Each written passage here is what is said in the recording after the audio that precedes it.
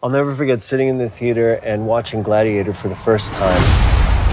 I saw it twice. To be on this journey, sharing the next chapter of this incredible story is beyond anything I could have imagined.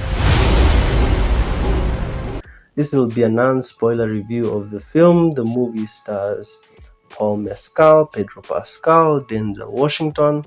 Those are like the famous faces there. And the premise is that Mescal portrays Lucius, the son of Maximus and Lucilla, who becomes a gladiator after his home is invaded by the Roman army led by General Marcus Aurelius.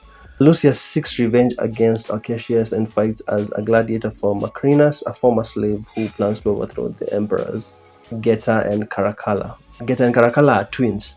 Yeah. Macrinus, I believe, is played by Denzel Washington. Now, the thing is that I'm saying believe it because obviously when you're seeing Denzel on your screen, you don't even remember his actual name. So you don't remember the character's name. You just know that this is Denzel. The casting has so many famous faces. Every time I was watching, I was like, oh, it's that guy. Oh, it's that guy. It's that guy from that other thing.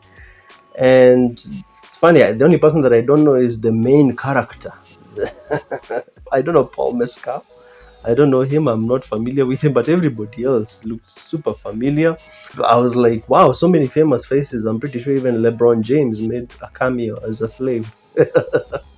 But anyway, this film has a lot of Spartacus type storytelling. So if you watch Spartacus, the series, yeah, this is going to be a non-spoiler review. But if you watch Spartacus, this story is very much like Spartacus.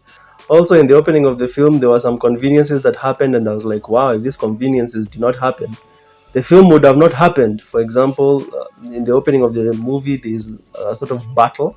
The main character, there's a part where he just walks. He's where archers typically are.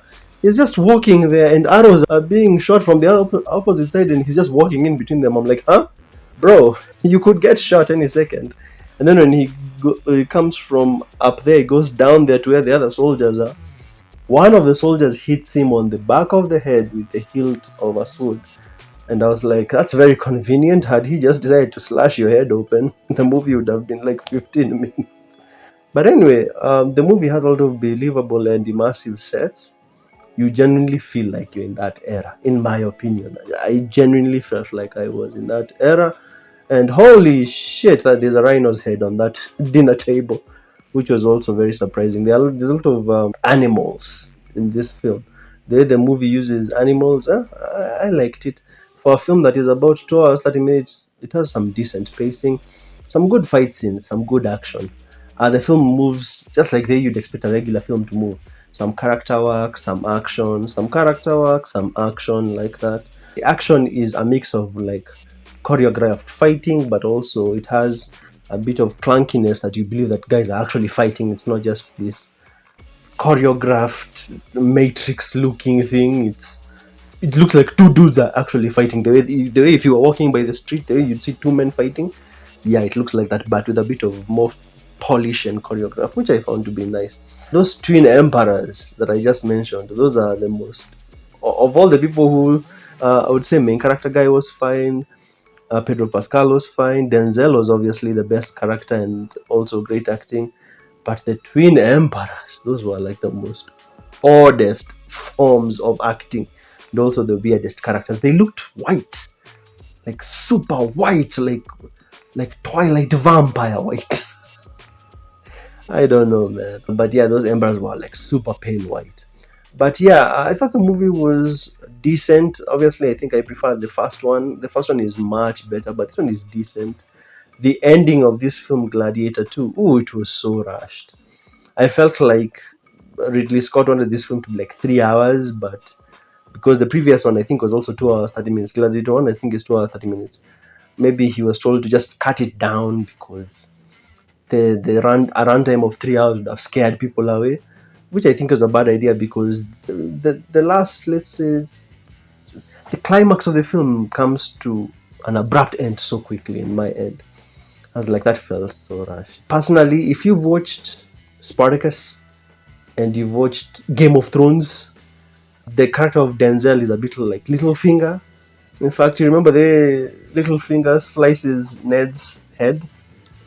Denzel's character does something like that. So I was just watching the whole film and I was like, this is like Spartacus meets Game of Thrones, Littlefinger a bit. But it's a decent film. The narrative isn't that compelling compared to the first one, but it's an okay movie. Out of 10, I'd give it a 7. I can't give it a 6 because the action is pretty good. The action is pretty good. The use of animals was pretty good. It has decent enough action that I can't give it anything lower than a 7. So I'd give it a 7 out of 10. If you've watched Gladiator 2, please give me your thoughts about it. Have you watched Spartacus? If you watch Spartacus, I'm pretty sure there's even a guy from Spartacus in this movie. I'm pretty sure there are at least 2 actors who are in Spartacus who are in this thing. Yeah, so I was like, this film feels so much like Spartacus, and then meets Littlefinger. But yeah, it wasn't. But it wasn't bad. If you feel like watching it, go watch it. I think it's worth your time. But I don't think you will like this one more than the first film. The first film is very iconic. On this screen, I'll leave other reviews I've done for films of 2024. If you watch Gladiator 2, please tell me what you thought of it. And then I'll see you in the next one.